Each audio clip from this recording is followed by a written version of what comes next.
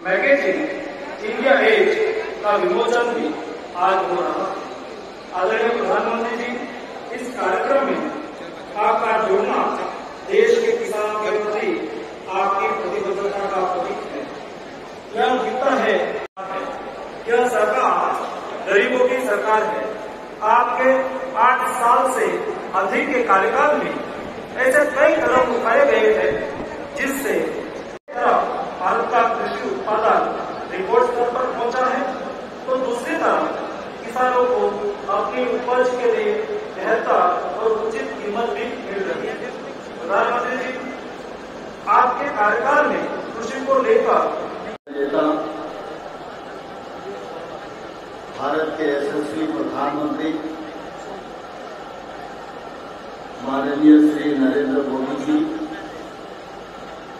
भारत सरकार के उर्वरक रसायन केंद्र राज्य मंत्री के रूप में काम कर रहे माननीय श्री कैलाश चौधरी जी, माननीय शोभा जी, माननीय भगवंत कुंभा जी उपस्थित और वर्चुअल रूप से जुड़े देश भर में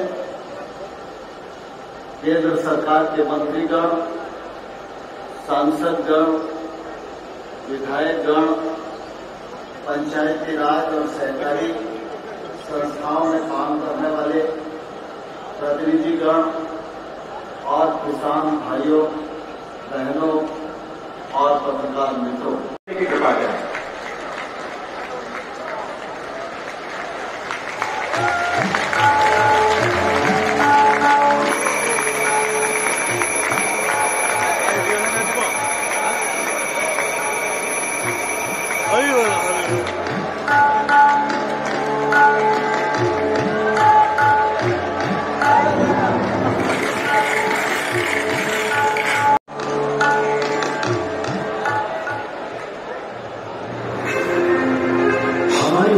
किसान सशक्त और आत्मनिर्भर हो, हमारी कृषि आधुनिक हो, इस लक्ष्य के साथ प्रधानमंत्री श्री नरेंद्र मोदी जी के दूरदर्शी नेतृत्व में पिछले 8 वर्षों में भारत सरकार ने लगातार एक के बाद एक कई महत्वपूर्ण कदम उठाए। आज देश का कृषि बजट 2014 के मुकाबले बढ़कर 5 गुना से भी अधिक हो गया है। बीज से लेकर बीमा, सिंचाई से लेकर खाद और बाजार से लेकर तकनीक और नवाचार, खेती से जुड़ी सरकार की नीतियां और निर्णय समग्र और समावेशी हैं। यही कारण है कि आज भारत में खेती का स्वरूप लगातार आधुनिक हो रहा है और हमारे किसान साथियों की मेहनत से देश कृषि उत्पादन में नए रिकॉर्ड बना रहा है। आज खेती में तकनीक के साथ हमारे पारंपरिक श्रेष्ठ तरीकों को भी बढ़ावा मिल रहा है और प्राकृतिक खेती पर भी विशेष फोकस है। इसी कड़ी में किसानों के हितों के लिए प्रतिबद्ध भारत सरकार ने किसानों की खेती से जुड़ी छोटी छोटी जरूरतों को पूरा करने के लिए एक बड़ा निर्णय लिया। पीएम किसान सम्मान निधि योजना यानी पीएम किसान के तहत किसान भाई बहनों को सीधे उनके बैंक खातों में साल के 6,000 रूपये 3 समान किस्तों में दिए जाते हैं।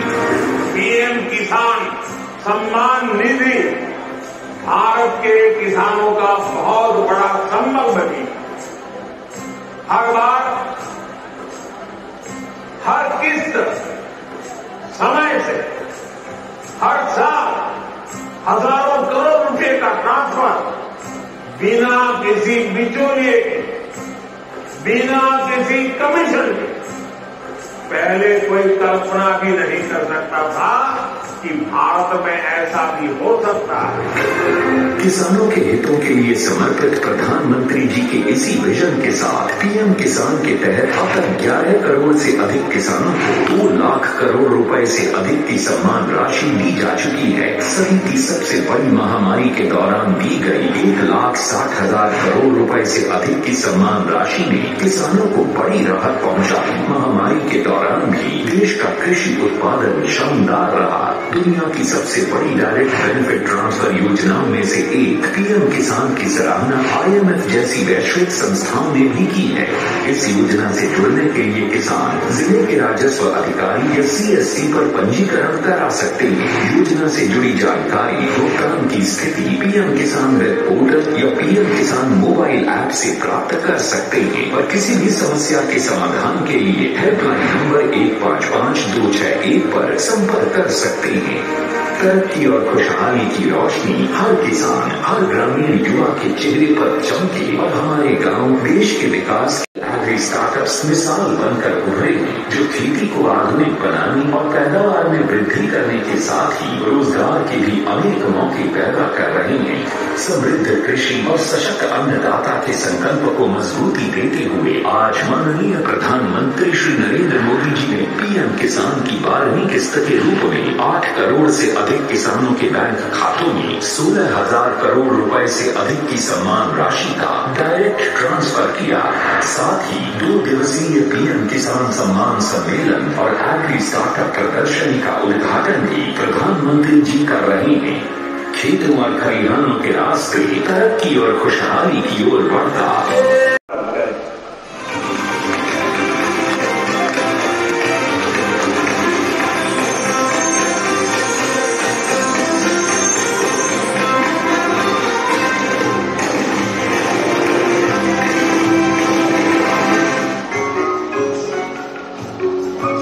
हमारे यशस्वी प्रधानमंत्री श्री नरेंद्र मोदी जी के दूरदर्शी नेतृत्व में भारत सरकार पिछले 8 वर्षों से कृषि क्षेत्र को आधुनिक और मेहनतकश किसानों को सशक्त और खुशहाल बनाने के लिए ठोस कदम उठा रही है। इसी कड़ी में इस कृषि को आधुनिक बनाना ही होगा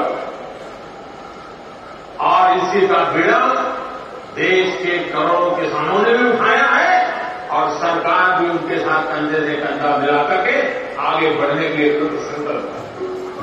इन सुविधाओं में मुख्य रूप से विभिन्न प्रकार की खादें, बीज, कीटनाशक, मशीनरी के साथ कृषि संबंधी अन्य सुविधाएं जैसे कि मिट्टी परीक्षण एवं बीज परीक्षण की सुविधाएं भी एक ही स्थान पर उपलब्ध होंगी। इन केंद्रों पर भारतीय वैज्ञानिकों द्वारा विश्व में पहली बार विकसित किया गया नैनो यूरिया भी मिल सकेगा।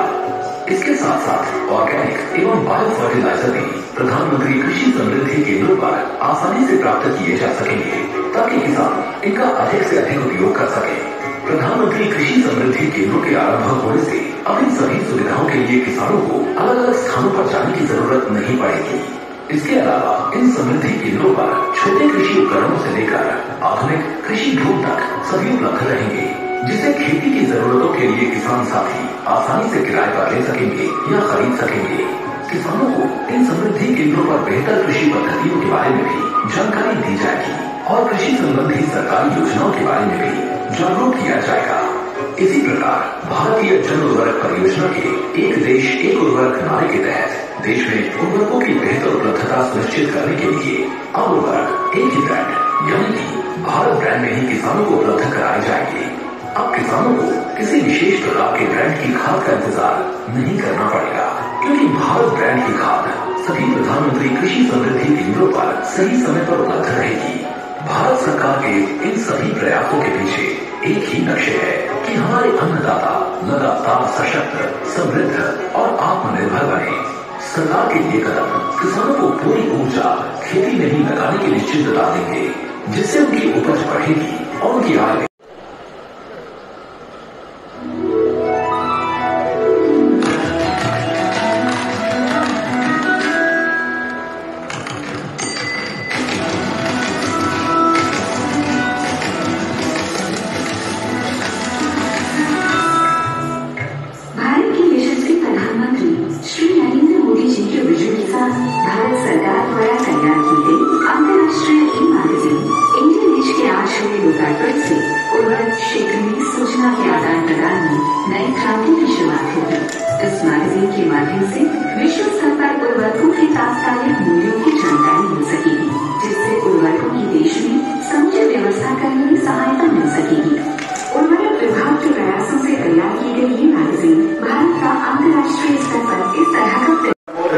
हम सबका मार्गदर्शन करें।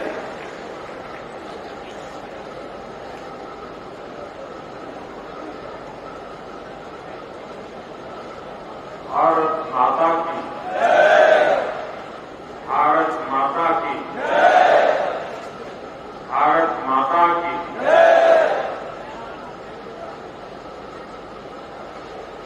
त्योहारों की गूंज सुनाई दे रही है चारों तरफ। दिवाली दरवाजे पर दस्तक दे रही है। और आज एक ऐसा अवसर है कि इस एक ही परिसर में, इस एक ही प्रीमाइसिस परिसर में, एक ही मंच पर स्टार्टअप भी हैं और देश के लाखों किसान भी। जय जवान, जय किसान, जय विज्ञान, इस मंत्र का जीवन स्वरूप हमें नजर आ रहा है। साथियों, भारत की खेती के सभी बड़े भागीदार आज रूबरू में और वर्चुअली पूरे देश के हर कोने में इस कार्यक्रम में हमारे साथ जुड़े हुए हैं। ऐसे महत्वपूर्ण मंच से आज किसानों के जीवन को और आसान बनाने, किसानों को और अधिक समृद्ध बनाने और हमारी कृषि व्यवस्थाओं को और आधुनिक बनाने की दिशा में कई बड़े कदम उठाए जा रहे हैं। आज देश में 600 से ज्यादा प्रधानमंत्री किसान समृद्धि केंद्रों की शुरुआत हो रही है। मोबाइल पे खबर आ गई होगी कि 2000 रुपये आपके जमा हो चुके हैं। ऐसा भी ज्यादा देना पड़ता था। और मान लीजिए उसके दिमाग में एक ब्रांड भर गई है, वो नहीं मिला और दूसरा लेना पड़ा, तो वो सोचता है चलो इसमें जरा पहले 1 किलो उपयोग करता था, अब 2 किलो करूं तो ये ब्रांड दूसरी आएगी, पता नहीं कैसे, मतलब उसका खर्चा भी ज्यादा हो जाता था।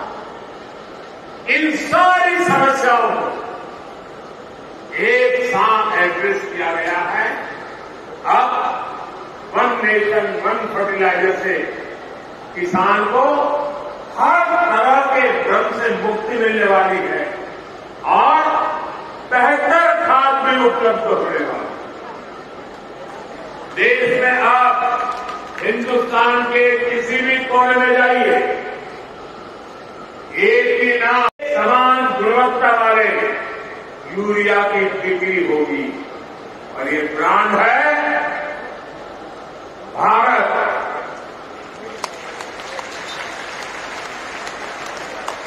अब देश में यूरिया भारत ब्रांड से ही मिलेगी। जब पूरे देश में फर्टिलाइजर का ब्रांड एक ही होगा तो कंपनी के नाम पर फर्टिलाइजर को लेकर खेती की पैदावार को बढ़ाने के लिए, अच्छी उपज के लिए हमें खेती में नई व्यवस्थाओं का निर्माण करना ही होगा। ज्यादा वैज्ञानिक पद्धति को, ज्यादा टेक्नोलॉजी को खुले मन से अपनाना ही होगा। इसी सोच के साथ में भी अपना मकसद पूरा कर सकते हैं, अनुकूल रहते हैं।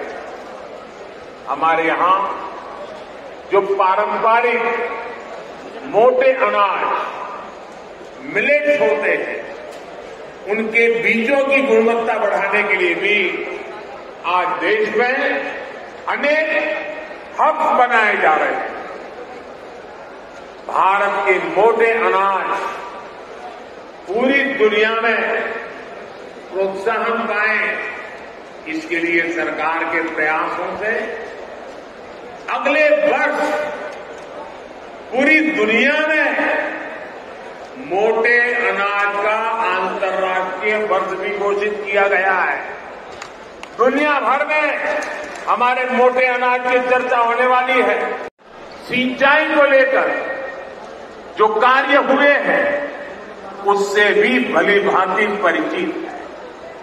हमारे यहां खेतों को पानी से लबालब भरना, जब तक किसान को खेत में सारी फसल पानी में डूबी हुई नजर नहीं आती है, एक भी पौधे की मुंडी अगर बाहर दिखती है तो उसको लगता है पानी कम है, वो पानी डालता ही जाता है, तालाब जैसा बना देता है। पूरे खाद लेने का समय होता है तो ये मदद किसान तक पहुंच जाती है। देश के 85% से अधिक छोटे किसानों के लिए ये बहुत बड़ा खर्च होता है। आज देश भर के किसान मुझे बताते हैं कि पीएम किसान निधि ने उनकी बहुत बड़ी चिंता को कम कर दिया है। देश भर के बड़े शहरों से विदेश के बाजारों से कनेक्ट कर रहे हैं। इसका एक परिणाम ये भी हुआ है कि कृषि क्षेत्र से एक्सपोर्ट अब उन देश को भी होने लगा है जहां पहले कोई सोच भी नहीं सकता था। कृषि निर्यात, भारत में उसको कमलम फूल कह रहे, आज विदेश जा रहा है। हिमाचल से पहली बार ब्लैक गार्लिक का एक्सपोर्ट हुआ है। असम का बर्मी अंगूर, लद्दाख की खुबानी, जलगांव का केला या भागलपुरी जरदारी आम, ऐसे अनेक फल हैं जो विदेशी बाजारों को भा रहे हैं। वन डिस्ट्रिक्ट वन प्रोडक्ट जैसी योजनाओं के तहत ऐसे उत्पादों को आज प्रोत्साहन दिया जा रहा है। आज जिला स्तर पर एक्सपोर्ट हब भी बनाए जा रहे हैं जिसका लाभ किसानों को हो रहा है। साथियों, आज प्रोसेस फूड में भी हमारी हिस्सेदारी, उत्तराखंड का मोटा अनाज पहली बार डेनमार्क में गया। इसी प्रकार कर्नाटक का ऑर्गेनिक जैकफ्रूट पाउडर भी नए बाजारों में पहुंच रहा है। अब त्रिपुरा भी इसके लिए तैयारी करने लगा है। ये बीज हमने पिछले 8 वर्षों में बोए हैं जिसकी फसल अब पकनी शुरू हो गई है। साथियों, आप सोचिए, मैं आंकड़े बताता हूं। ये आंकड़े सुनकर के आपको लगेगा प्रगति और परिवर्तन कैसे होते हैं। और 2.5 लाख से अधिक व्यापारी जुड़ चुके हैं। आपको ये जानकर के भी खुशी होगी कि अभी तक इसके माध्यम से 2 लाख करोड़ रुपए से अधिक की लेन देन हुई है। आपने देखा होगा आज देश के गांवों में जमीन की चाहिए, कितनी सिंचाई चाहिए, बीमारी कौन सी है, दवाई कौन सी चाहिए, इसका अनुमान ड्रोन लगा सकता है और आपको सही मार्गदर्शन दे सकता है। दवाई का स्प्रे करना है तो ड्रोन उसी हिस्से में स्प्रे करता है जहां जरूरत है। सबको समझ करके मिशन मोड में काम करने की जरूरत है। आज सबसे अधिक खर्च जिन चीजों को आयात करने में हमारा होता है वो खाने का तेल है, फर्टिलाइजर है, कच्चा तेल है। इनको खरीदने के लिए ही हर साल लाखों करोड़ रुपए हमारे दूसरे देशों को देना पड़ता है। विदेशों में जब कोई समस्या आती है तो इसका पूरा असर हमारे यहां पर भी पड़ता है। अब जैसे पहले कोरोना आया, उन पर कोई नया संकट न आए।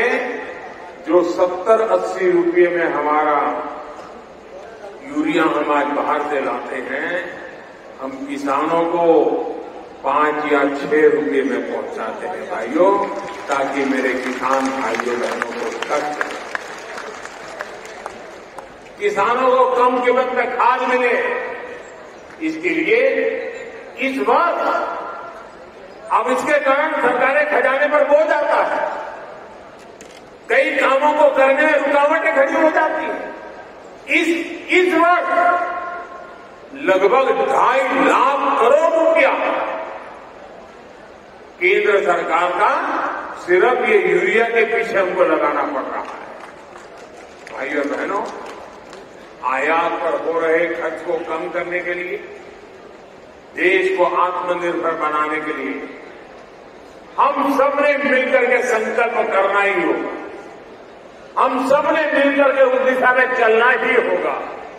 हम सबने मिलकर के विदेशों से खाने के लिए चीजें लानी पड़े, खेती के लिए चीजें लानी पड़े, इसमें से मुक्त होने का संकल्प करना ही पड़ेगा। कच्चे तेल और गैस पर हर नागरिक विकसित भारत के निर्माण में अपनी भूमिका निभाने के लिए तत्पर है, तो वो ऊर्जा और वो प्रेरणा माननीय प्रधानमंत्री श्री नरेंद्र मोदी जी के व्यक्तित्व और उनके कर्तव्य से इस देश को मिलती है। आज हम सबको ये सम्मान मिला है। बहुत बहुत आभार माननीय प्रधानमंत्री श्री नरेंद्र मोदी जी का, उनकी गैरमामूली उपस्थिति के लिए, उनकी सौगात के लिए, देश के किसानों के लिए।